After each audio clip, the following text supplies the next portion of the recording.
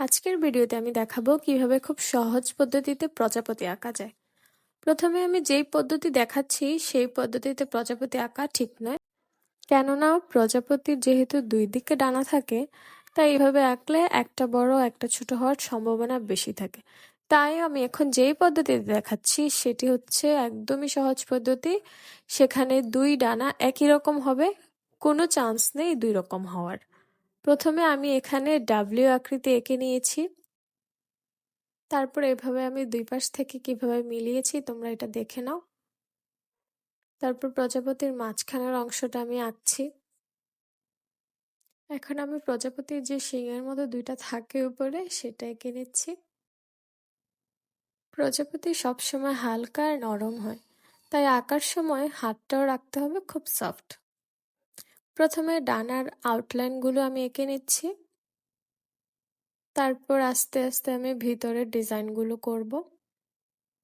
কোনো তাড়াহুড়ো নেই, সময় নিয়ে ধীরে ধীরে আঁকবো। তারপর একইভাবে আমি ডান পাশেও আরেকটি প্রজাপতি আঁকার নিয়ম তোমাদেরকে দেখিয়ে দিচ্ছি। এটাকে আমি প্রথমে এল আকৃতিতে করে নিয়েছি, তারপর আস্তে আস্তে এভাবে ডানাগুলো আমি দিয়ে নিচ্ছি। আর্ট কখনো পারফেক্ট হতে হবে না, হতে হবে শুধু মন থেকে করা। প্রজাপতির ডানার মতো আমাদের স্বপ্ন ধীরে ধীরে তৈরি হয়। দেখো কিভাবে একটা লাইন থেকে একটা শেপ, তারপর একটু শেড, কি সুন্দর হয়ে উঠেছে সবকিছু, তাই না? চলো তোমাদের একটা গল্প শোনায় আর্টটা করতে করতে। একটা সময় এক ছোট্ট প্রজাপতি ছিল। ডানা ছিল খুব নরম, কিন্তু সে উঠতে পারত না। সে বারবার চেষ্টা করত, একবার পড়ে যেত, আবার উঠত। কারণ তার মনে ছিল একটা বিশ্বাস, একদিন আমি উড়ব।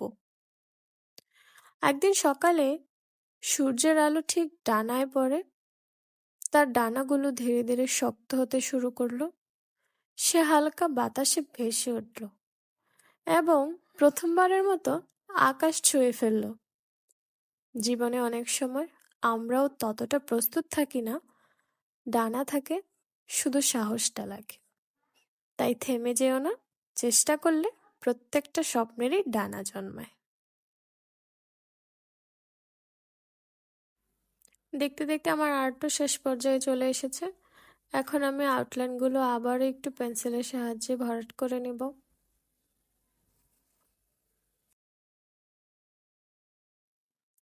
ডানাগুলোর মধ্যে আমি একটু ডিজাইন করে নিচ্ছি। প্রথমে একটু গোল গোল ভরাট করে, তারপর চারপাশে আমি পেন্সিলের সাহায্যে পুরোটায় কালার করে নিচ্ছি।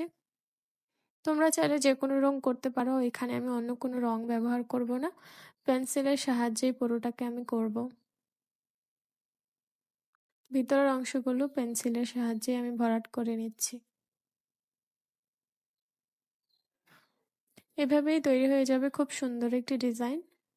প্রজাপতির নানা রকমের ডিজাইন হয়, তার মধ্যে এটা একটা। আমি আমার মতো করে করছি, তোমরাও ভিতরের অংশটা তোমাদের মতো ডিজাইন করতে পারো।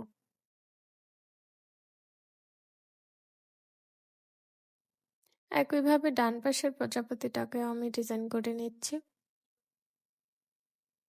পেন্সিলের সাহায্যে আমি পুরোটা করব। এইভাবে প্রথমে আউটলাইনগুলো ভালোভাবে দিয়ে তারপর ভিতরের অংশগুলো পেন্সিলের সাহায্যে আমি ভরাট করে নিচ্ছি। নিচের অংশটাকেও ওইভাবেই করব। তোমরা দেখতে থাকো, দেখলেই বুঝতে পারবে কিভাবে খুব সহজে একটা প্রজাপতি হয়ে যাচ্ছে। আর হ্যাঁ, আমার চ্যানেলে আরো অসংখ্য এরকম আর্টের ভিডিও রয়েছে, তোমরা চাইলে ঘুরে আসতে পারো। যদি ভালো লাগে অবশ্যই শেয়ার করে দিও, লাইক কমেন্ট করে পাশে থেকো, আর সাবস্ক্রাইব করে রেখো। আর যারা ফেসবুক থেকে দেখছো তারা ফলো দিয়ে রেখো।